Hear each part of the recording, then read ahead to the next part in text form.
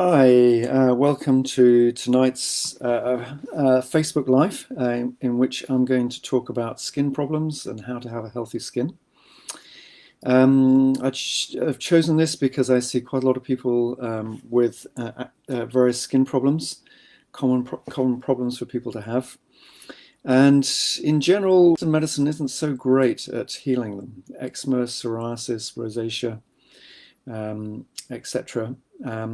Western medicine often tries, if things become severe, putting creams actually on the skin, maybe if there's a lot of inflammation, putting steroid creams on the skin, which really aren't good news long term. And the interesting thing, I have a lot of respect for Western medicine, but it's interesting that this approach doesn't work so well in a lot of cases because they're looking at and then trying to do something to heal the skin. And this is the kind of the pitfall of the Western approach, the scientific approach to understanding our health and health problems, is that it's not holistic.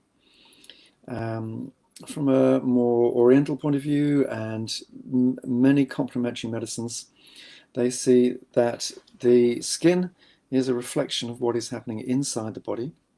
So if we're getting some kind of problem on the outside of the body, spots, acne, boils, eczema, etc., that's indicating that there's disharmony, there's weakness, or problems going on with the internal organs.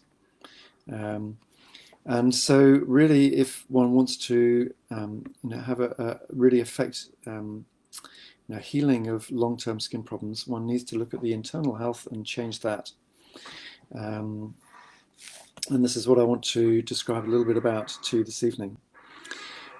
So we also have to remember that the skin, as well as forming a barrier to the outside, is also an excretory organ. We excrete liquid from the kidneys, also from the lungs. We excrete solid matter through our large intestine. Also, the liver is processing various foods and substances, and it's putting excess, for example, into the bile. So these organs are helping the body stay clean inside, and the skin is also doing this. This is why if we eat an excess of certain things, especially fatty, oily, or sugary foods, that excess is in the blood, in the bloodstream, and that then may produce a rash or spots or something coming out of the skin, because the skin is another way get rid of anything that's excessive inside the body. So very important to see that the skin is an excretory organ. So for example, if we eat a lot of very oily food, the skin becomes oily. If we eat a lot of very dry foods, baked foods, crackers, etc., the skin can become very dry. If we eat a lot of meat, which breaks down to form urea, ammonia, etc., which create more a strong smell, then the body has a stronger odor. I remember reading that when Europeans first went to Japan, where they don't eat dairy foods and they don't eat much meat traditionally, they eat a more plant-based diet traditionally. And they called the Europeans the smelly, long-nosed people, because for them, people who are, the Europeans who are eating meat and dairy, had a much stronger body odor. Dairy food, if we're eating quite a bit of dairy food, we may get cheesy feet. So again, this excess is coming out through the skin. So I want to divide this talk into kind of short-lived skin problems and more long-lived or what we call chronic skin problems. So short-lived problems really are happening, if we get some spots or a rash, things which just happen for a few days or a week or so. This is the body discharging. And then we need to look at, well, what have we been eating and possibly what have we been doing over the previous few days? So many Many parents know that, have observed that when their children eat more dairy foods, ice cream, sweets, etc., within minutes or an hour or so, often their child's nose starts running. They start producing more mucus. Sometimes get an earache because of mucus in the ear, and sometimes come up with some little spots around the mouth or on the back or other parts of the body. Many people also experience, I've experienced frequently, I don't normally eat dairy foods, but very occasionally if I have some dairy foods, if I have a tiny amount, usually I don't get any effect, but if I eat a significant amount of cheese or cream, I don't think I've had for years, but usually I get some spots around my mouth, sometimes the back of my neck. So many people have experienced this. And this is part of the strength of more natural, holistic approaches to medicine. I always find it very strange how this highly scientific Western medicine that can't make these kind of links, which so many people have experienced and which I've seen many times. So eating some kind of excess, which the body can't process quick enough, can produce these kind of short-term spots, rashes, etc. So foods which particularly do this is really any foods which create excess, which the body can't quickly use up. So one is sugar. If we eat complex carbohydrate, eating whole grains, beans, root vegetables, etc., they're slowly broken down. The glucose, fructose, etc., comes slowly into the bloodstream, and the body can very easily cope with that. And the liver controls the level of blood sugars and also the pancreas through producing insulin, and it's very easy to control. But if we eat a very sugary food, the blood sugar levels go up, and there's that excess in the body. Same with either fatty or oily foods. If we need to eat small amounts of healthy fats and oils. Our body absolutely needs that. But if we eat a lot at one time, then again, the body can't deal with it. The liver can't convert all of that into either energy or storage fat or something else. So then there's a lot going around in the bloodstream. So I think it was last year I thought I like experimenting because experimenting is how we learn about things. So so many people eat pizzas and so many people rave about pizzas. I thought, okay, I haven't had a pizza for, I don't know, 30 years or something. Thought I'd try a pizza. Got a very healthy, organic pizza. And I thought, well, if I'm going to do an experiment, I need to eat the whole thing. So I ate the whole thing. Really quite delicious, quite nice, quite sensorial. A lot of cooked cheese, and within an hour or so, my whole chin went numb. Just got to say that when you're eating cleanly, often we become more sensitive to foods which have a more extreme effect on the body.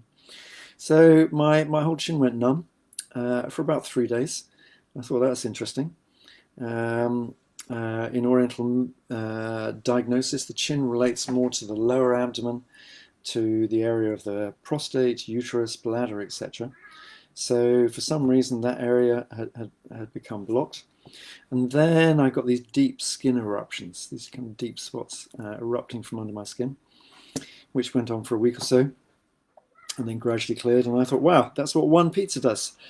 And then I thought of all those people that are eating pizza every week, and really just what happens if we're eating those kind of foods all the time is sometimes they cause chronic skin problems, but sometimes the body is so overwhelmed it loses its ability to discharge, and so people don't get a skin problem, and they may think, well, it's not doing me any harm, but actually those fats are getting laid down inside the body.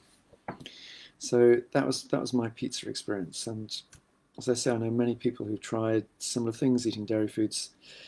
If you stop eating dairy foods for a while and then try them, then you will experience really the effect, more the effect which it has on you.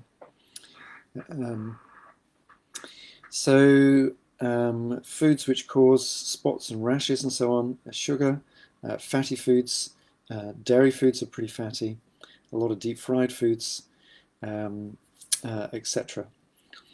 Also, a lot of processed food, a lot of white flour also can produce more mucus.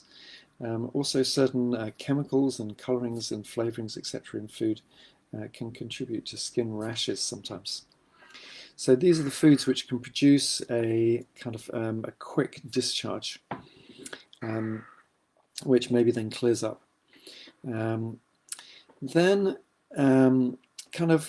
If there's a kind of deeper imbalance in the body, some people develop a kind of sensitive skin, where they only have to eat something a little strange, a small amount of something a little strange, and bang, they got a rash or spots or maybe mucus as well happening. So this is indicating then already there's an organ imbalance happening. Particularly in the lungs, because in Oriental medicine it's the lungs that are in charge of creating a barrier between the inside and the outside of the body. They're doing this very effectively down in here. We take it for granted, but for the lungs to work in taking in oxygen and giving out carbon dioxide, the space between the air and our blood is about 1 micron. That's 1,000th of a millimeter. It's basically two thin cells, one lung cell and one blood cell, and one blood capillary cell. So a minute distance. And so the lungs have to be very good at making a strong barrier, because the air is full of viruses, bacteria, fungi, etc., that would love to get inside the body. So the lungs have to make a strong barrier, also the mucous membranes, the nose, sinuses, etc. And normally they do this, if we have strong lungs, they do this very well. They keep out the viruses and bacteria and so on, as I've talked about in various talks about how to strengthen our immune system and make it less likely that we will get COVID-19 or less likely that we'll get severe symptoms. And so in Oriental medicine, the lungs are seen as defending the body, and also having a big influence on the skin and the skin's ability to create a defense as well. So when we develop a lot of sensitivity in the skin, or maybe in the lungs, and sometimes also emotional sensitivity, this is often because the lungs have become weak. And I'll say a little bit more about how to help the lungs in a minute. Then some people develop more long-term, what's called chronic skin problems, eczema, psoriasis, etc. Sorry, I just got to turn that off.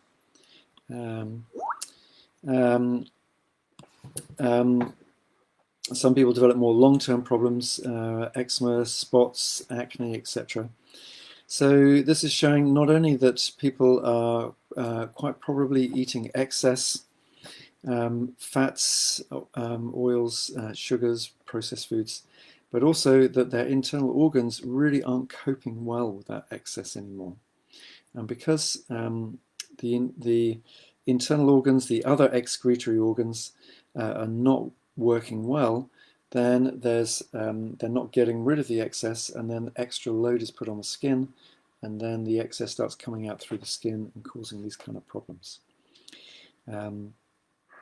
So especially when the lungs become weak, also if the liver is congested and under functioning, also if the large intestine is not working well, can also be to some extent the kidneys as well. So when these organs aren't getting rid of the excess, then it's still in the blood, and then it tends to come out through the skin. So these are the particular organs we need to look at.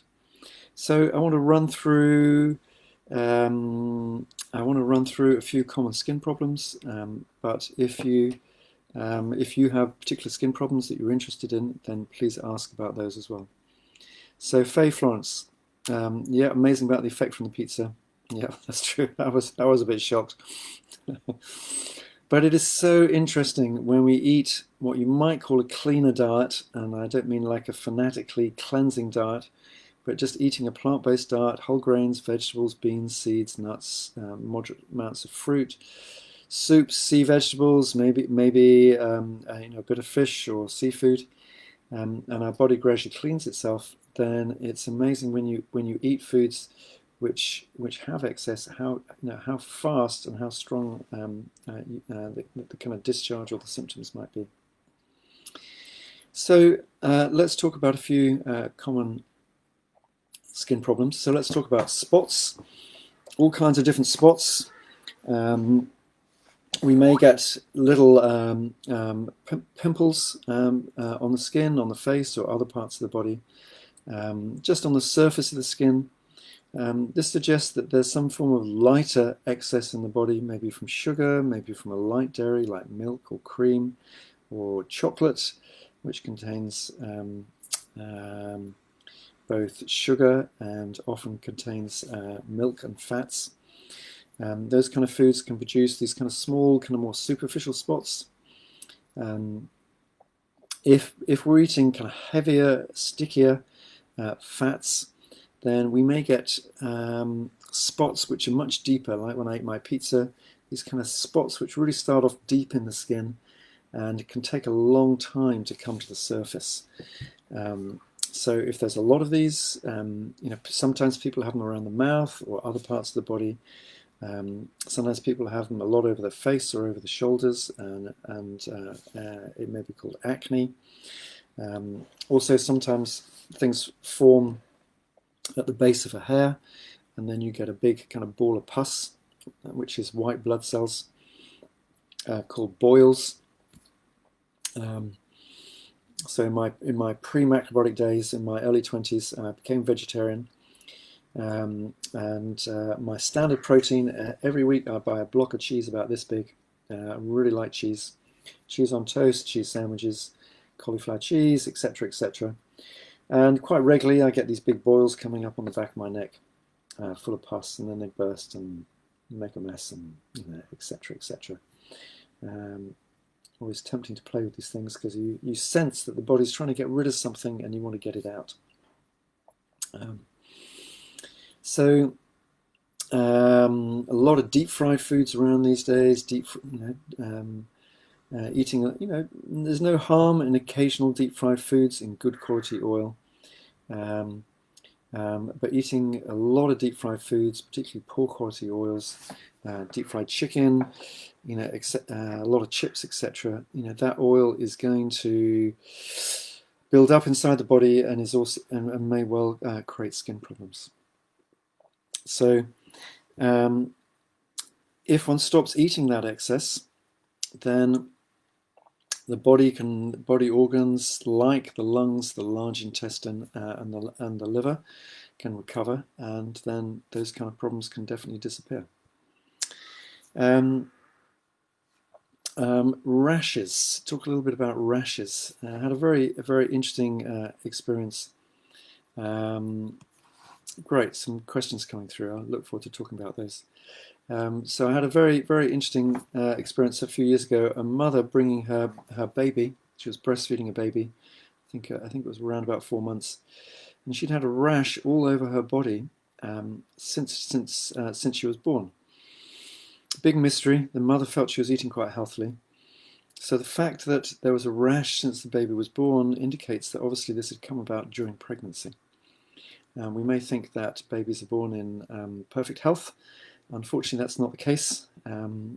Things already are affecting the health during pregnancy, including the mother's food, her emotions, the environment, the family around, etc., etc. And any imbalances in the mother's health often gets duplicated in the baby's health. So I asked the mother what she was eating during pregnancy. A lot of quite healthy foods. And then she said she was also eating 3 to 4 oranges a day because she thought it would give her vitamin C and it was a healthy thing to do. From a macrobiotic point of view, living in a more of a northern European colder climate, we don't advise eating a lot of tropical fruits like oranges or bananas or mangoes, etc. because they have a lot of fruit sugars in, and also we'd say that energetically these fruits are more yin. They have a more cooling effect on the body, and they more strongly expand in the body. So eating all these oranges, 3 or 4 a day, that's I think it's about 25 a week. That's a lot of oranges. That's a lot of orange juice, fruit sugar, etc. So that was going into the mother's blood, going into the baby's blood, and then into the baby's body, and then was coming out through the skin, and causing this rash. So I said, so the mother was still continuing to eat quite a lot of fruit, so I advised her to eat very little fruit, and some foods to really strengthen the lungs, more whole grains, root vegetables, etc. And within a couple of weeks, the rash really started clearing up, and a couple more weeks was gone. So very interesting case. Then I'm just going to talk about eczema and psoriasis as probably the two most common skin problems, and then I'll get into answering your questions. So eczema actually just means kind of inflamed or inflamed skin. Lots of different forms of eczema. Got some photographs here of some fairly extreme cases of eczema here on the hands. Very common to get it on the hands. Here's a poor baby with a lot on its face. Here's someone where she's got it quite badly on her wrists. So there's red, there's inflammation. Sometimes it's wet, sometimes it's more dry. So in macrobiotic terms, we'd think of this as a more yin problem. Again, from eating sugars, fruit sugars, spices, maybe tea, coffee, alcohol could contribute a bit as well. Fruit juices. These kind of more yin foods are very expansive. They come to the outside of the body. They also tend to come up into the face, and also upwards into the hands. If you look at your hands, very interesting to look at people's hands. If people are eating a lot of these yin foods, then the fingers become really red. It's not eczema, the fingers just become red, or sometimes the whole hands become red, and sometimes the skin becomes kind of soft, almost like baby skin, kind of too soft. That's from eating more yin foods. And then if a person continues doing that, then they may then develop eczema. And nearly always when people have eczema, there's a real weakness in the lungs as well, and so we want to heal that. We want to heal the skin and also the lungs. So foods to avoid in macrobiotic terms, the strong yin foods. So all refined sugar, just stop eating sugar. There's lots of reasons for stopping eating sugar. Including eczema and skin problems. Don't eat tropical fruits. Don't eat very many nightshade vegetables: tomatoes, potatoes, aubergines, peppers. A little bit cooked, maybe okay, but not large amounts. What else? Did I say not eating tropical fruits, not having fruit juices? People think fruit juices are healthy. A little bit of fruit juice is fine. But a lot of fruit juice, a lot of fruit sugar, that can really exacerbate eczema. Smoothies. A lot of people have thought that smoothies are very healthy. It depends what you put in them. If you put a lot of fruit in, bananas, maybe a little apple is okay. But if you're putting in a lot of bananas, avocados, berries, and a lot of other fruits, really, you're getting no wonder you feel good after it, because you're just getting a blast of sugar. It's fruit sugar, but you're getting a blast of sugar. And that sugar expands the blood capillaries. And that's so causing more redness, and then that can lead on to eczema. So really reducing all of those foods. And then foods which don't create excess in the body are whole foods. So when I got into food, back in the late 1970s, there was a Whole Foods were coming into fashion, and still we need to be eating whole foods. This means you eat brown rice and quinoa and barley, and maybe a little good quality noodles, whole wheat or brown noodles, pasta. But we don't eat a lot of white bread, white pastry, white noodles, etc. Cookies, cakes made with white flour, because that produces excess and weakens the lungs. And then we eat whole beans, lentils, pulses, etc. We eat whole vegetables with the skin on. That roughage is very strengthening for the body and helps the lungs. And out of seaweeds are great, high in minerals. If we're going to eat a little bit of fruit, then we want to eat more temperate climate fruits, apples, pears, strawberries, blueberries, etc., and preferably cooked, which just kind of heats them up a little bit, and maybe cook them, maybe thicken with a bit of corn flour or kuzu, which then slows down the absorption of the sugars as well. So all of those kind of foods really strengthen the lungs and can help eczema. Out of all the grains and out of all of those foods, short grain brown rice is considered to be the most strengthening grain for the lungs.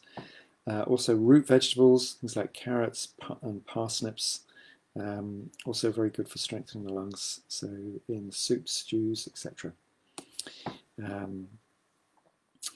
Then a kind of opposite problem, also very common, is psoriasis. So this is not so much red. Usually it's more white. Very common on people's elbows and knees, and it's usually dry, and the skin becomes very thick and scaly.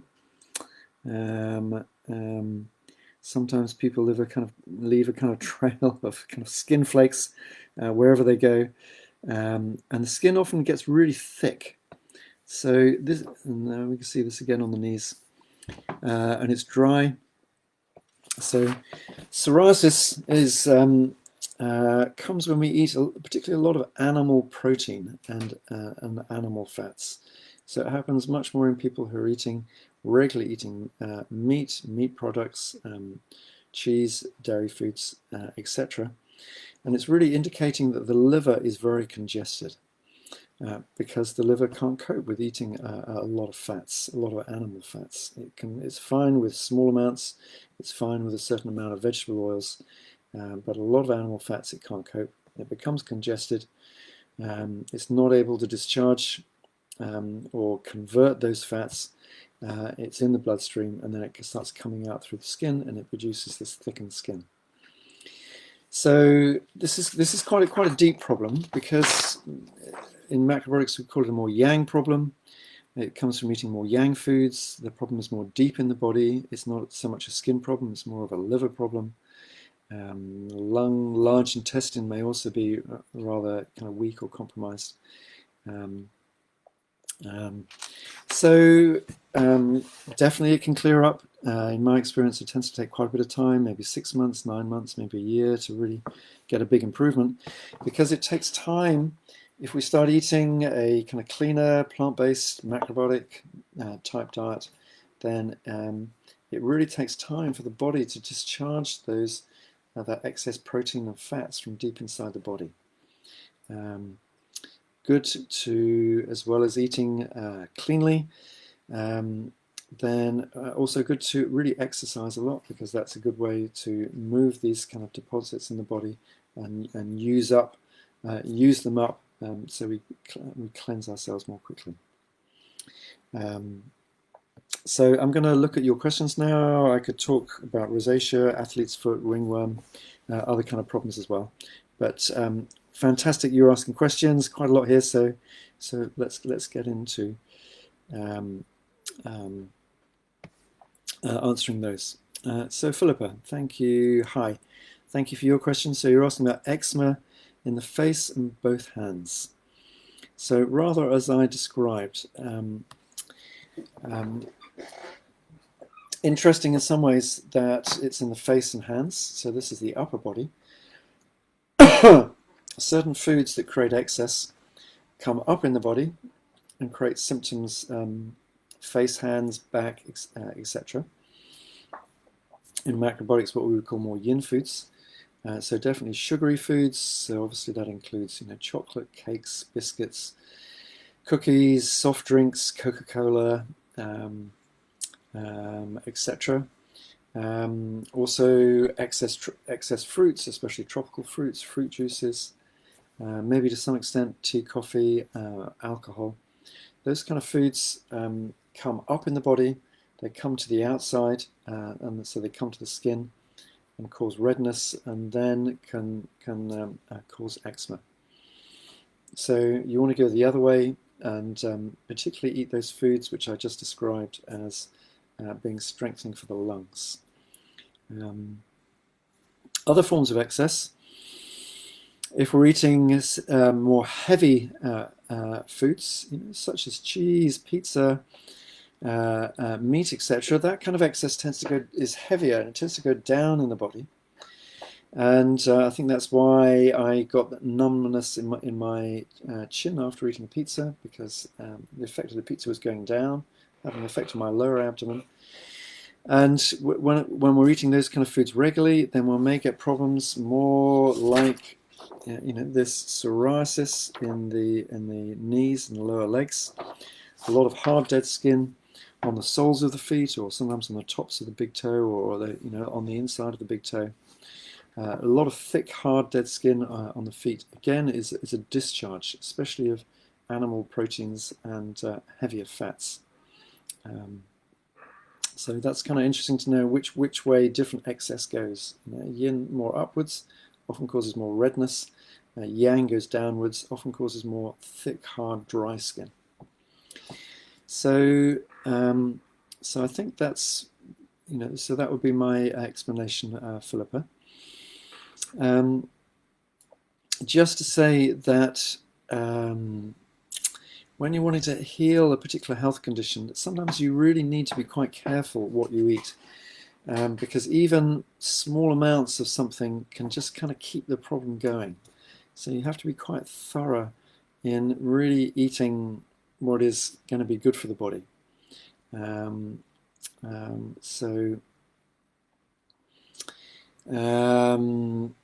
So I'm just kind of saying this, saying it's quite important to understand this. So sometimes I get people who, say, have eczema, and they're eating a lot of healthy foods. They've given up eating dairy foods. They're eating more plant-based, and then it turns out maybe they just they love mangoes, and they're having like 1 or 2 mangoes a week. Because there's already an imbalance, even that small amount can keep the imbalance going and stop the healing. Or maybe they've they've given up dairy, but they've started eating a lot of peanut butter, and using lots of peanut butter on bread and crackers and sauces and so on. Which, nothing wrong with peanut butter, but it is fatty, and if we eat a lot of it, then that fat will aggravate a lot of skin problems. So you need to stop the peanut butter. So sometimes when we have quite a big imbalance in the body, and which has created a health problem, sometimes we have to be very thorough in going through the whole diet and getting everything right, for really a change to happen in the body, and then the improvement to happen in the skin. So Faye, you're saying you have a couple of skin issues. So after a migraine, you get a lump under the skin that goes away after a few days. I'm assuming it's just acid that was in excess from the migraine. I also occasionally get under skin acne on my forehead and around my hairline and behind the ear. So I think what's happening is that migraines are caused when there's a build-up of tension and often heat, especially in the liver and gallbladder. The liver in particular, not only is it distributing nutrients around the body, in Oriental medicine it's distributing key chi around the body. And when it's doing that well, we just have energy and we feel flexible and everything's working. But when we build up tension in the liver, either emotional tension or from eating heavy blocking foods like cheese, pizza, a lot of heavy breads, meat, etc., then the energy and the heat builds up in the liver, and then at some point it explodes outwards. It can go down, but often it comes up and causes a migraine. And then I think most likely that the lump under your skin is also a discharge from your liver. And then after a few days it goes down. So I don't think it's particularly acid that was in excess from the migraine. I think that when that burst of energy comes up, then maybe the lump is more energetic, excess coming out of the liver that gets stuck under your skin and causes the lump, which then slowly disappears.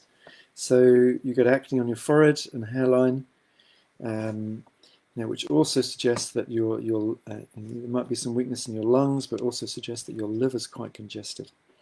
So what you really need is a be kind to your liver kind of diet and lifestyle. So be kind to your liver. Way of eating is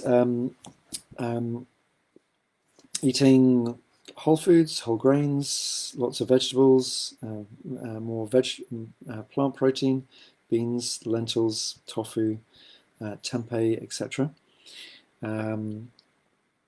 Seeds, maybe a few nuts, but not too many nuts because they're quite fatty. In general, seeds, it's fine to eat seeds for natural oils for the skin, but not to eat too much in the way of nuts because they're more fatty. And then if one's going to eat fish, then temporarily eat white fish rather than oily fish. So don't eat salmon and sardines and things. Eat more cod, plaice, etc. So really, really be friendly to your liver. Maybe just use a little bit of vegetable oil, good quality, sesame, sunflower, olive oil, etc. But only if 1-2 teaspoonfuls a day, temporarily. That's not enough, maybe long term, but just temporarily, a few months, just really small amount of oil, just to help the liver kind of cleanse itself and not be overloaded. Also, the liver really likes sour tastes from using lemon juice, lime juice, vinegars, and also from pickles like sauerkraut, homemade brine pickles. So just having lots of sour taste in your food.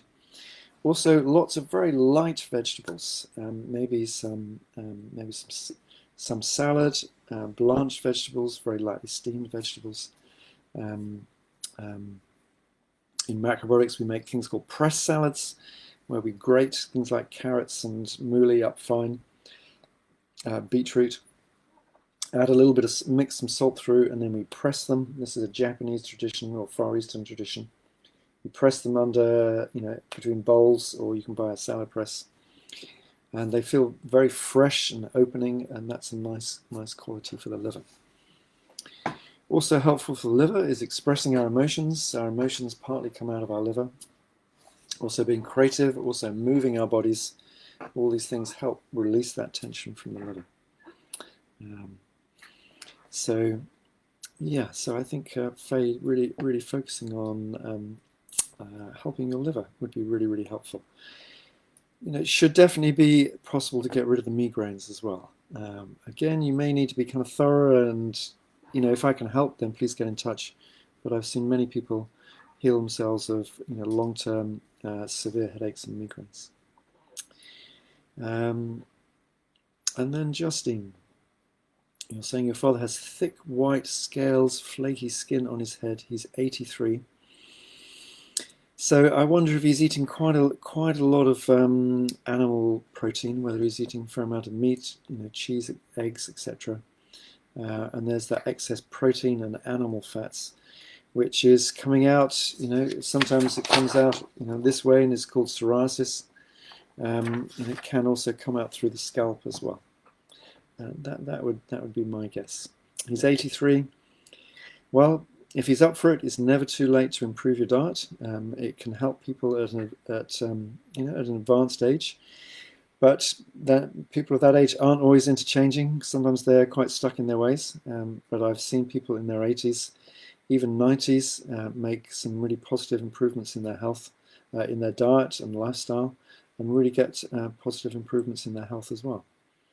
Often reducing some of the medications they're on. When I was well, I was going to talk a little bit about my experience of looking after my mother towards the end of her life. So many older people in their kind of 70s, 80s, they start accumulating different health problems. They get more and more medications. And those medications can become over-medicated. And Western medicine's realized that actually it's very important to go through and look at all the medications and cut out any which are unnecessary or reduce them. Because if one's taking, 5, 6, 10, 12 different medications, it really is a big load on the body, and sometimes people's health starts going down because just the amount of medication they're taking. My mum wasn't taking so many medications. She used to get bad headaches and also abdominal pains because of the tightness in her liver. And so she was, so we changed her food. She was being cooked for mostly, so we changed her food and really cut down on meat and went more for fish and lentils and TVP to make shepherd's pies, lots of vegetables and things, and both her headaches and the stomach pains, which prevented her eating, both disappeared. So never too late to start making healthy changes if people are up for it. And Darcy, you're saying your little girl has a thrush rash. I'm wondering if you can help her through diet. We haven't got the cream yet, but wondered what we can do. She's 17 months and I'm still breastfeeding her a lot. So you need to look at both what you're eating and any food that you're giving your daughter.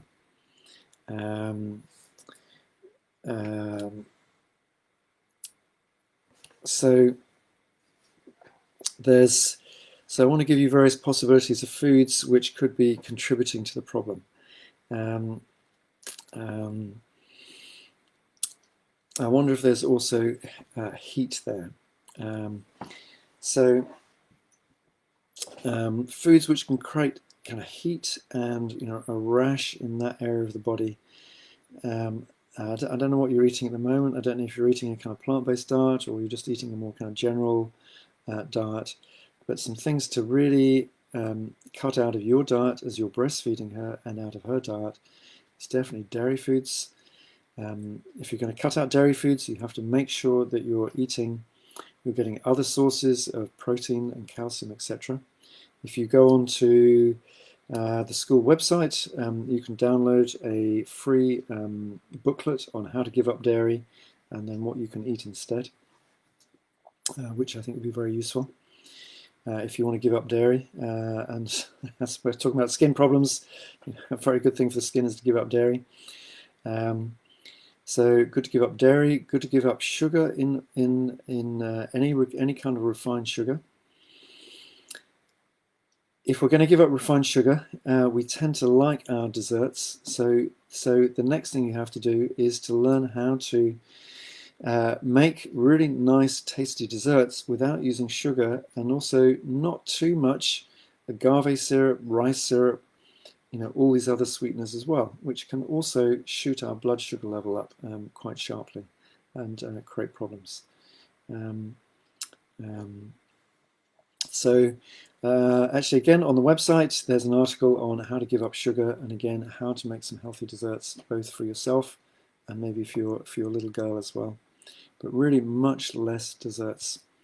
I've seen babies with nappy rash, quite severe nappy rash, and the mother has just really cut down a lot on her fruit and fruit juice intake, and the rash is gone. So it's kind of, it may sound weird because you may think, well, fruit's healthy. We've been told for ages that fruit's healthy, but actually it's not. In nature, up to a couple of hundred years ago, we didn't eat a lot of fruit. We ate small amounts and some berries and things. This kind of culture of eating large amounts of fruit is not healthy, which Western medicine is now realizing, because if we're eating a lot of fruit, we're getting a big hit of fructose, and this is definitely detrimental to the body. So cutting down on sugars, dairy foods, fruits, especially tropical fruits, sweeteners, really of any kind, and then really emphasizing eating more whole grains, beans, pulses, whole vegetables, greens, root vegetables, seeds, a little bit of oil in cooking, but not too much. Soup's great. Some fish is fine too. Those kind of things. So that's a kind of to give you some ideas, Darcy. I just got to add what I was saying earlier on about needing to be quite thorough. If one can, kind of change 80% of towards a healthy way of eating, or even 90%, and if there's just a few things which are aggravating the problem, then the problem may not improve. This is different to some other health problems where even if you improve your diet and lifestyle by 75%, it can have a big effect. But skin problems, because they're a discharge, even if we're just eating one or two foods, something else you don't want to be eating, Darcy, the nightshades, especially tomatoes, could be increasing the rash. You might just be eating tomatoes, for example, and then and the rash won't clear up. So I hope that's a bit of help. I'm kind of realizing that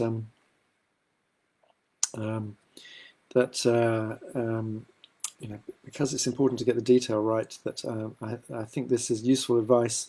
But if anybody seriously wants to change a health problem, then it'd be good for you to get in touch. So Faye, you've come back, and what can your mother and I both do to stop bags and puffiness under the eyes? I feel it's weak liver, but not sure. In Oriental diagnosis, actually, this area under the eyes shows more what's happened to the kidneys. And if it's becoming puffy, it's showing that we're probably drinking too many liquids that have a kind of weakening effect or an expansive effect on the kidneys. Coffee, black tea, that's PG Tips, etc. Juices, fruit juices, alcohol, excess fruit, soft drinks, etc. All of those kind of things weaken the kidneys. The kidneys are not getting rid of the fluid, and then we can get puffy underneath the eyes. So you want to stop those foods. Foods which are positively strengthening for the kidneys are mineral-rich foods. So eating things like miso soup, shoyu broth, or other soups seasoned with salt or herb salt. That's a good way of eating minerals. Also good to put seaweeds in the soup. Also good to eat seaweeds because they're strong in minerals. Also good to eat home-cooked beans, especially black turtle beans or aduki beans. Have more of a drying effect on the kidneys. Eating whole grains, eating good range of vegetables, etc. And to drink, you may use a little herb teas, you may drink water, you may drink some hot lemon and ginger. You could also try some Japanese bancha tea or twig tea, which comes from the twigs or the older leaves of the tea bush, which has very little caffeine and can make a nice drink as well. The kidneys are also holding in Oriental medicine, our deep reserves of energy. So I wonder if you might also be feeling rather kind of low energy or cold in your body, especially as we get into kind of colder weather. Those would also be signs of your kidney energy being low. So Faye, you're saying you can't digest any of the fruits I just said to avoid, but I can digest apple, which I said is okay. So yeah, so eating apples for you, I'm just going back, having a look here. So for kind of migraines, this suggests your liver's too tight. So eating some fruit when there's too much tightness, more yang condition in the body is definitely a good thing. You could eat raw apple, you could cook apples, you could make some stewed apple, steamed apples, make different things with apples. Also pears could be good too. And Alex, nice to have you here again. Hope to bump into you sometime. It'd be nice to see you again. Avocado question.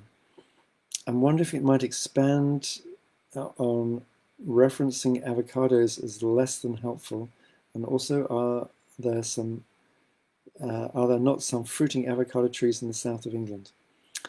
I don't think avocado is such a bad food. It's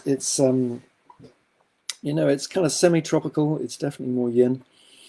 I think having an occasional avocado, if people are in good health, is going to be fine.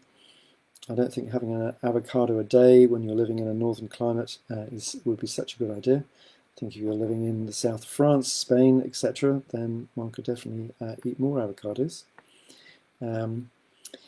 But if one has a condition like eczema, for example, which can be really sensitive to different kind of foods, avocado, also tomatoes.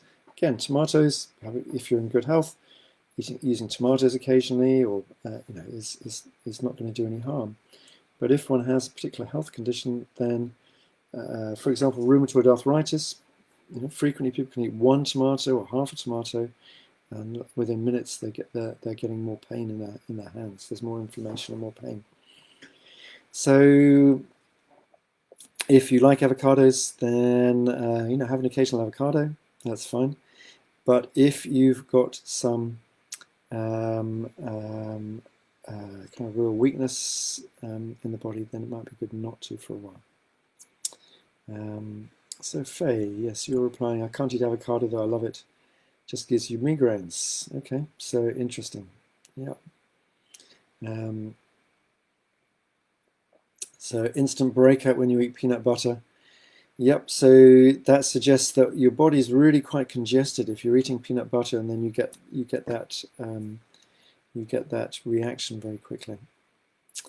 Okay, so Sherry, is there a casserole dish you can recommend? I get tired of the same macro meals. If you have a casserole dish recipe that can last a few days, I'm just trying to think. Maybe you can help me out. What a casserole is? I know it's like an oven dish. I'm not exactly sure what a traditional casserole has in it, but if you want to make an oven dish, you could maybe make it with beans and some root vegetables and some herbs, and put that into the oven for a while, and let it cook until the beans are really well cooked and there's a really nice flavour in the casserole. If you want to get back to me, Sherry, and give me more of an idea of what a traditional casserole is, I'm sorry, I'm sure I knew 40 years ago, but I've forgotten now.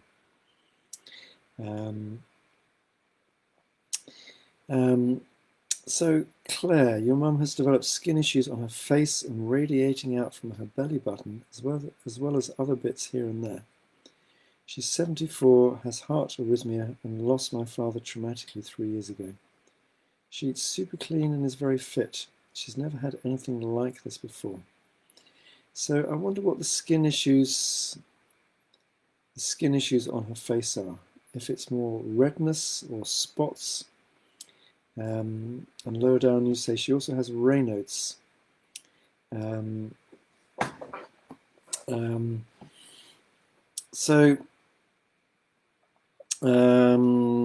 She eats super clean and is very fit. Fantastic, but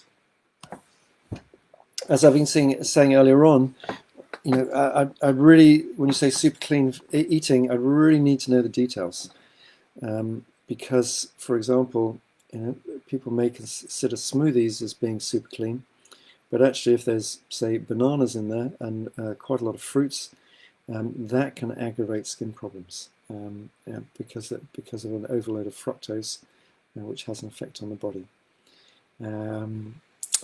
And you're saying she's also got Raynaud's, so this is more of a circulation problem where the fingers can go. It's not just poor circulation where the fingers go a bit red and cold. It's where the fingers can go completely white and numb. And generally, Raynaud's or weak circulation in macrobiotic terms generally has a more yin cause from eating too many fruits, too many sugars, too many processed foods, etc. Too much chocolate, too much cakes, etc. But Raynaud's has the opposite problem. What's happening with Raynaud's, apparently in Western medicine terms, is that the blood vessels are contracting, so there's virtually very little blood getting through to the fingers. What I've seen a number of people with Raynaud's, and energetically, they tend to be very tight in the center of their body, very tight. Their diaphragm is very tight. Often their liver is very tight. Often the stomach is very tight. So there's a lot of internal tension. So the energy, which should be the chi, which should be flowing around the body and coming out to the hands and the feet, etc., is getting trapped inside the body. And then this energy is not coming into the heart and the circulation and coming out to the hands. So every person I've seen with Raynaud's has a very tight solar plexus. I've also seen people loosen that up through changing diet, sometimes changing lifestyle, being less driven, being less hard on themselves, expressing how they feel more, softening, etc. Getting rid of sources of stress, eating lighter foods sometimes helps. I've seen them decrease the Raynaud's. So I hope that gives you a bit more idea, some more ideas, Claire. So Sherry, casserole questions. Your weakness is cheese. You mentioned shepherd's pie. Do you have a recipe dish for shepherd pie? I'm trying to think if we've got one on the website. I've got a nice shepherd's pie recipe when I was cooking for my mother towards the end of her life, and getting her off eating the meat in order to heal, help her get rid of her severe headaches and abdominal pains. I used to make shepherd's pie. I'll just describe very quickly how to make it, and just wondering how to get a shepherd's pie recipe to you all.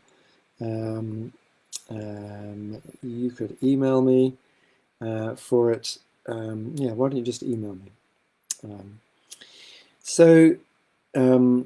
Shepherd's pie. So you could put different things on the base. What I used for my mum was using TVP, rather slightly processed soy protein, but rather meat-like.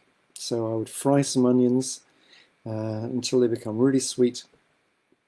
We'd add some TVP, maybe some sweet potato, some carrots, some other vegetables, some bay leaves, some herbs, some sage, and cook that up for a while. And then add some shoyu soy sauce or some tamari soy sauce to get some kind of slightly more meaty flavor into it. And then I'd put that into the base of a dish. And then for the top, instead of using potato, I'd cook millet, sometimes on its own or sometimes with a bit of cauliflower in. So millet is a really nice grain to eat. It kind of gets quite soft. And if you cook it with a bit more water, you can mash it. It's just like mashed potato, and it's a little bland in taste. So a lot of people don't realize that it's not mashed potato. They don't realize it's millet. So you can cook the millet. If you cook half a cup of millet in about 4 to 5 times as much water. So half a cup of millet in 2.5 cups of water, pinch of salt. If you put a little cauliflower in, then it becomes creamier, lighter. And you just cook it with a lid on a low heat, simmering it until all the water's gone, and it should be quite mushy. If you want to make it a little bit more mushy, you could add a little bit of water or a little bit of soya milk, rice milk, almond milk, etc. to make it a little bit more creamy. Spread that on the top. Put it in the oven or under the grill so you get a nice little bit of browning on the top. And that'll make you a nice shepherd's pie. If you're liking cheese, I don't know if you've come across a food called mochi. Again, a traditional Japanese Far Eastern food made from pounding sweet rice, and it becomes sticky. You can buy dried mochi. You can buy, go on to have a look at sites like clearspring.co.uk or buy Whole Foods Online.co.uk and look for mochi. Just wondering if I can. Wow, lots of questions here still. I better speed up. So here's how you spell mochi. Comes in these hard lumps, so it's a bit like, you can use it a bit like Parmesan cheese. You can just grate it. You can put it over the top, on the top of your shepherd's pie or on the top of other dishes. Put it on the grill. It melts a bit. Really, feels like cheese, but it's not going to have all the bad effects.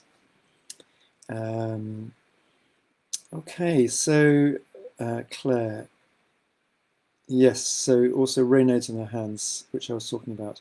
Darcy, it could be as a result of nappy rash.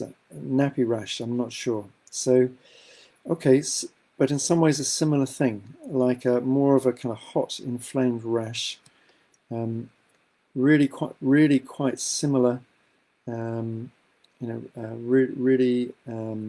Quite similar causes. My diet is mainly Cant based, but with fish. I guess that's probably plant based with fish. Okay, well that's sounding, yes, plant. That's sounding good. The only dairy I have is yogurt. Yogurt might be aggravating the problem. Again, we think yogurt is a healthy food. It's got lots of lactobacilli in. That's good. But it's also got maybe some lactose in, some plant proteins, and fats in, etc., which could be aggravating. So, yep, it will be good to cut the yogurt. A lot of apples and berries. So this might be a case of really cutting down on your fruit intake. Also, for your daughter, not great to have a lot of fruit. Really, our bodies, if you look at traditional peoples, they don't eat tons of fruit. They eat, they eat a lot of vegetables and grains and other things, but not a lot of fruit. So I think this would definitely be something to really cut down on, Darcy.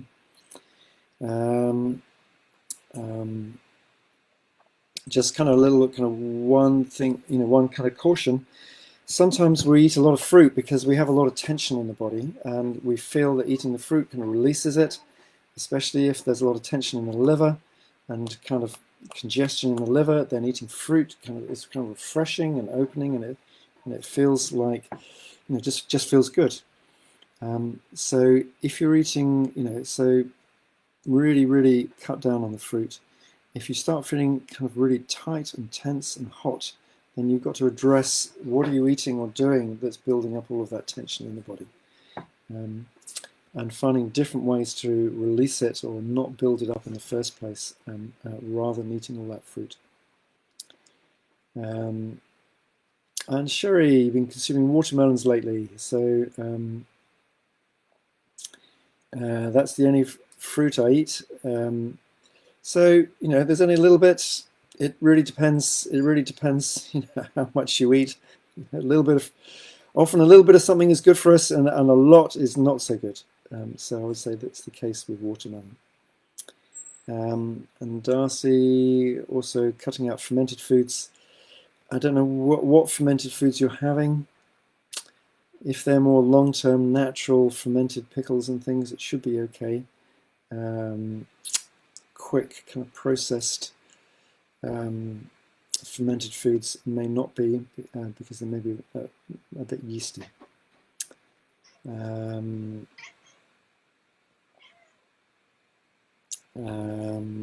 Yeah, so Sherry, you're saying fermented foods are great. Yeah, traditional fermented foods are great, but again, it depends what ones. You know, fermented vegetables very safe. Sauerkraut, homemade brown pickles, etc.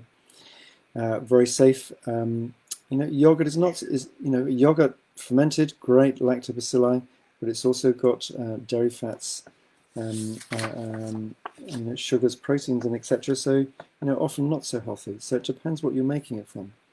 Some people really like kombucha, you know, made by adding sugar. You know, some people are okay with it. Some people don't feel good with it.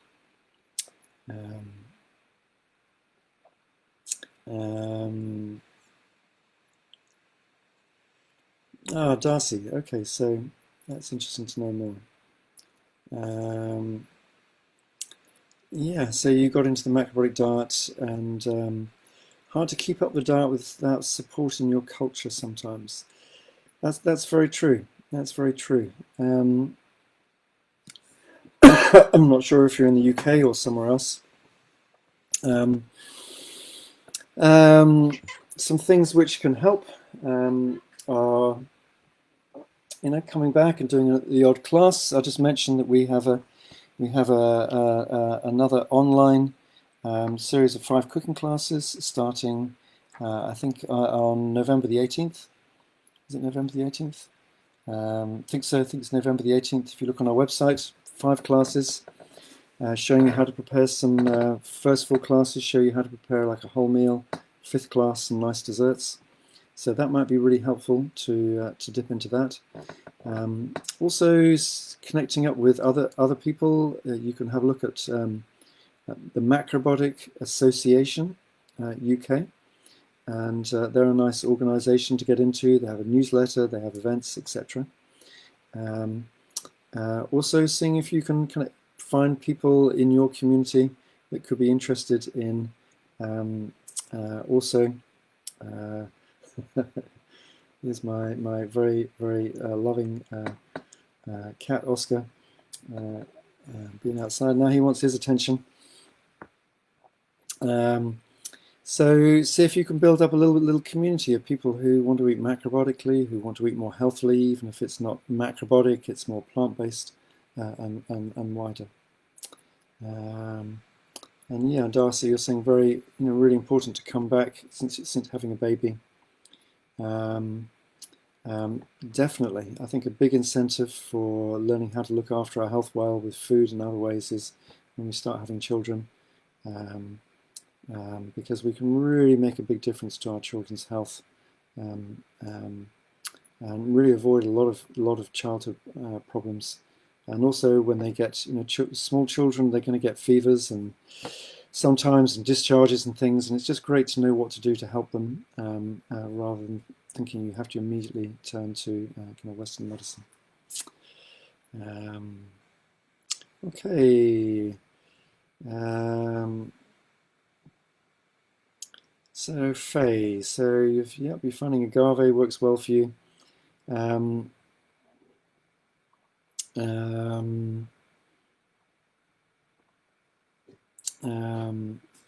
Yeah, okay, I'm just gonna pass on. Yep, it sounds like you're experimenting, which is good. But even agave, it may be healthier, but still have to be careful not to overdo it. And Alex, you're saying this, someone who finds avocados a trigger for tinnitus. So I wonder if there could be anything to do with creating congestion in the ears. Any thoughts on congestion in the ears? I think it's probably not so much congestion. There's certain kind of ear problems which happen when we eat mucus-forming foods, and that if we're getting mucus in our nose and sinuses, then we're probably getting mucus in our middle ear. But tinnitus is more of a problem in the inner ear, in the cochlea, the kind of hearing organ, and that tends to be aggravated again by anything yin. Alcohol, tea, coffee, sugar, excess fruit sugars, etc. So it could just be the more yin nature of avocado. That's partly why they're nice. They're kind of relaxing.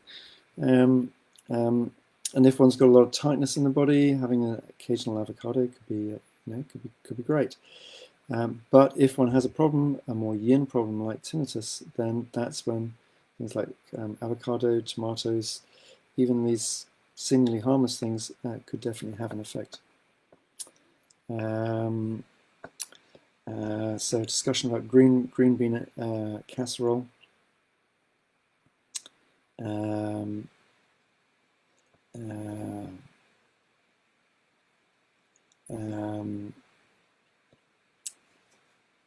Yeah, Alex, also sensitive to peanut butter.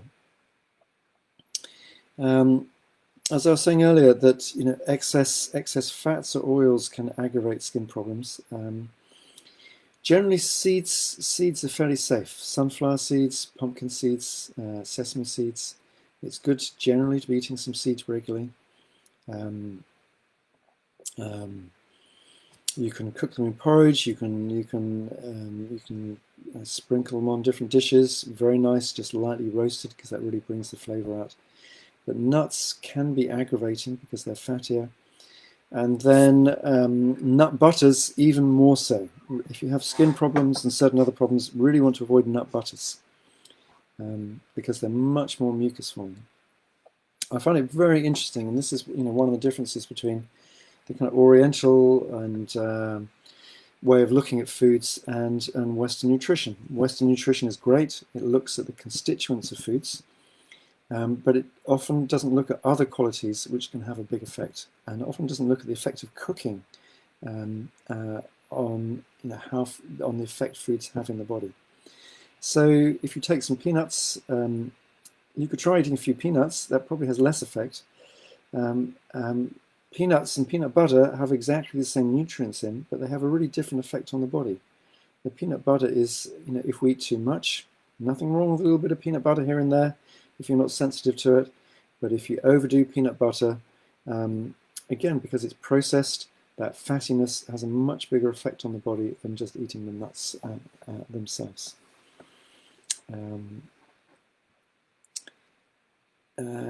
So Alex, yes. So yep. So peanut butter not great. Tahini's better. Yep, made from sesame seeds, so that's better. Adore mangoes. Would almost move to Africa to be able to eat them regularly. That sounds a good idea. For they don't really much work over here. Very sugary for sure. Too much sugar could affect my mood. Yeah. So for me, mangoes fall into the occasional treat category. Rather than the kind of regular weekly food. They're an occasional treat. Let's eat them in the summer. When we need more of that cooling, fruity quality, let's not eat them in the winter. And on a hot day, if you like them, then have a mango, or half a mango, etc.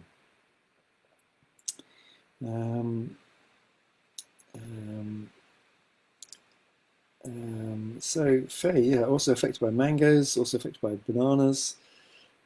So interesting, isn't it? Because a lot of people have thought that they're kind of healthy.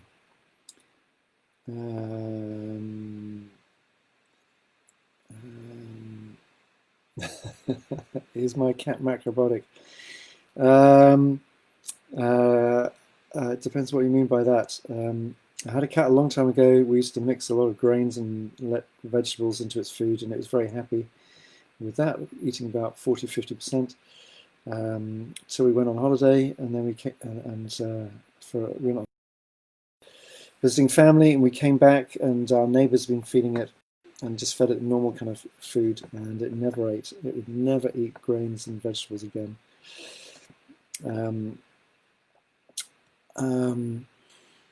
I think for a cat which naturally mostly eats meat, that's fairly natural. I know some people try to really up the amount of vegetable food they eat. Just incidentally, well, talking about cats, I've got a second cat who's now 16–17 years old. She's just developed some arthritis in her wrists, and painful to walk, and you can see the weakness there. So I really did some research around different kinds of cat foods, and I find that most cat foods they add sugars to, just like they do a lot of human food. which I hadn't realised. I found it in the very small print. So I did a lot of research and found some more natural cat foods, which without additives, just various kind of cooked meats with herbs and things in. Quite a bit more expensive, but I started using those for her, and her arthritis has really improved, and she's in less pain, and she's walking more easily and even running. Really got to be careful what we feed our animals. Yeah, I feel a bit remiss about that.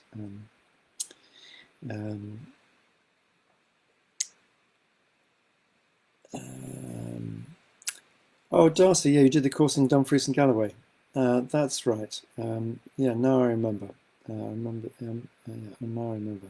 Yeah. So yeah, great that you meet up with Kate. She's really trying to get down here to take our second year course.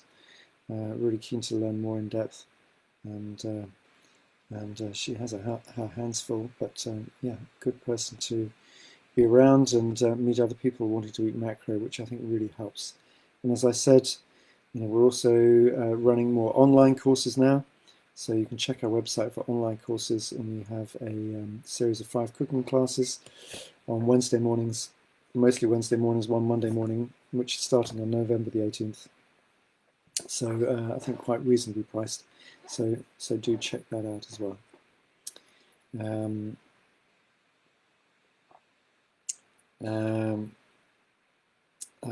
Cat food good for arthritis. Okay, this is the last thing. I'm just going to go and get a packet because I can't remember what it's called.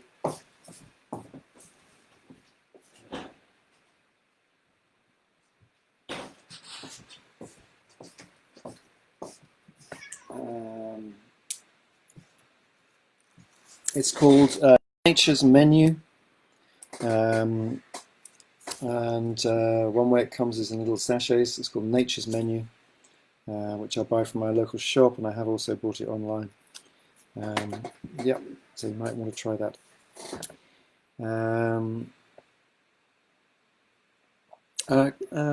Karen, great you've joined us. Are there foods which help particularly against itching on the back? Itching is often caused when there's kind of excess coming out through the skin. And the most likely foods, I would guess, some of the ones I was talking about earlier, sugary foods, oily or fatty foods, come out to the skin quite fast. So, and of course, that includes a lot of foods which I don't know what your diet is, but you might be eating. Anything, any combinations, like chocolate or bars or cakes or cookies, anything that's sweetened, sweetened cereals, etc. Those are the things I want to look at. Yeah, Faye, you're saying you'd like to go to macrobiotic potlucks. I wonder where you live. Yeah, definitely great to start up a potluck supper. Everybody brings a dish, and then you share the food. Very nice thing to do. Okay, Alex, you found Nature's Menu as well. And Darcy, you're asking about what to eat in the evening when you get hungry. You sometimes have some porridge. Wonder if there's anything better. Yeah, I do questions about anything after we've talked about the subject, so that's fine. You could eat, anything, all kinds of different things. I mean, some porridge is fine. What a lot of people do in macrobiotics is when you cook a meal, you cook extra, especially if you're cooking things like beans and rice and millet and grains or shepherd's pie, etc. It takes quite a while to cook them, so cook extra. And then if you're cooking, if you do most of your cooking in the evening, then cook enough, and then you've got the basis for your lunch next day. And then you maybe steam some greens, or just do something, stir fry some vegetables, or do something quick, and then you've got a whole complete interesting meal in 10 minutes. So if you did that, you could have anything. You probably something a little carbohydrate would be good, but you might have some a little bit of rice and beans, or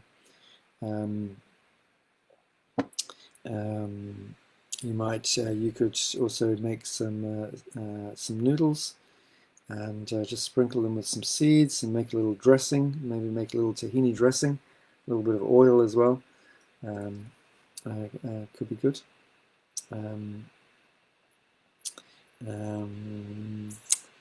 Occasionally, well, maybe amasake may not be so good right now until you're over the rash. Okay, well, this is one of the longest ones we've done, an hour and 20 minutes. So I really appreciate all of your questions. Some interesting questions. So we've been through a lot of different subjects, and I hope overall that's kind of given you some good insights into how to help skin problems. I've seen people even with some really long-term chronic skin problems, maybe had skin problems for 5, 10, 15 years. And if they're really willing to really make some healing steps in their diet and their lifestyle and thinking, etc., I've seen people heal up their skin problems. So through this more holistic approach of looking to see what the imbalances are inside the body, and improving the health of the liver, lungs, large intestine, etc., and cutting out the foods which create excess, which tends to come out through the skin. So yeah, there's lots of hope for people with even chronic skin problems. Okay, I think we'll finish there. So I've started doing these on Thursday evenings now, because I'm doing more teaching on Tuesdays. So I'll be here every Thursday now, 7:30 UK time. So thank you very much for joining me tonight, and do join me in the future. And if you have friends who you think would be interested, please do tell them as well. And Darcy, last comment. You're getting hungry right now. Yeah, so yeah, you can eat all kinds of different foods, but yeah, probably something carbohydrate is going to maybe more satisfying. Okay, thank you, Esther. Thank you, Justine. Thanks for joining. And yeah, I hope to have you here again. And really nice to hear from you again, Darcy.